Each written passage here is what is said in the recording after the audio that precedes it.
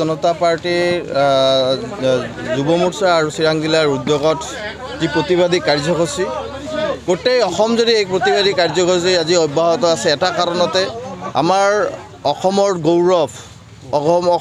গৌৰৱ মাননীয় মুখ্যমন্ত্ৰী ডক্টৰ হেমন্ত বিশ্ব শৰ্মা ডাঙৰীয়াৰ কনভয়ৰ ওপৰত যোৱাকালি কংগ্ৰেছৰ গুণ্ডা বাহিনীয়ে যে বটলেৰে আক্ৰমণ কৰিলে তাৰ প্ৰতিবাদ স্বৰূপে আজি ইয়াতে আমি ধৰ্ণা কাৰ্যসূচী লৈছোঁ।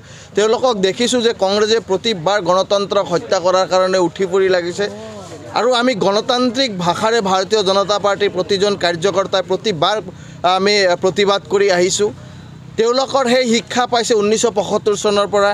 তেওঁলোকে এই ইন্দিৰা গান্ধী প্ৰধানমন্ত্ৰী থকাৰ সেই সময়ৰ পৰা সেই গণতান্ত্ৰিক হত্যা কৰাৰ যি প্ৰক্ৰিয়া সেই প্ৰক্ৰিয়া আজিলৈকে অব্যাহত ৰাখিছে। আজি আমি গৌৰৱ গগৈৰ নেতৃত্বত গোলাঘাটত যি ধৰণে কংগ্ৰেছৰ গুণ্ডা বাহিনীয়ে মাননীয় মুখ্যমন্ত্ৰী কনভয়ৰ ওপৰত যি আক্ৰমণ কৰিলে আমি গৰিহণা দিছোঁ, তেওঁলোকক ধিক্কাৰ জনাইছোঁ যে অসমৰ জনসাধাৰণে তেওঁলোকক কেতিয়াও একচেপ্ট নকৰে আৰু একচেপ্ট কৰাৰ যি প্ৰক্ৰিয়া সেই প্ৰক্ৰিয়া তেওঁলোকে কেতিয়াও অহাই নাই আৰু কেতিয়াও নাহে।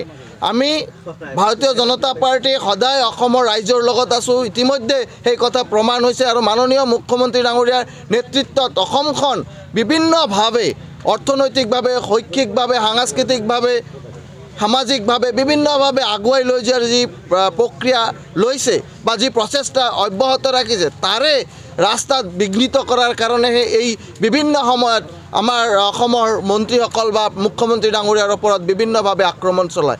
কিন্তু আমি সেই আক্ৰমণত আমি ৰখি থকা মানুহ নহয়। মাননীয় মুখ্যমন্ত্ৰী ডাঙৰীয়া ইমান দুৰ্বল নহয় যে তেওঁলোকৰ সেই আক্ৰমণত মাননীয় মুখ্যমন্ত্ৰী ক'ৰবাত ৰখি যাব।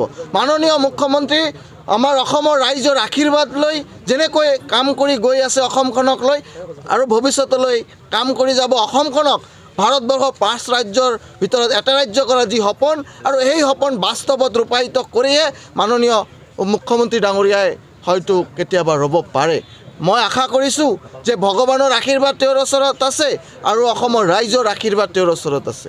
আমি এইবাৰ কংগ্ৰেছ চৰকাৰক এই বিজনীৰ পৰাই সকীয়াই দিছোঁ যে তেওঁলোকে নিজকে শুধৰোৱাৰ চেষ্টা কৰক, অন্যথা আমি হয়তো গণতান্ত্ৰিক ভাষাৰে প্ৰতিবাদ কৰিছোঁ, আমি হয়তো বেলেগ ভাষাৰো প্ৰতিবাদ কৰিবলৈ জানো। আমাৰ যুৱ মোৰ্চাই কিন্তু বহি নাথাকে, তেওঁলোকৰ প্ৰতিবাদক আমিও প্ৰতিবাদ কৰিবলৈ আমিও কিন্তু কুণ্ঠাবোধ নকৰিম।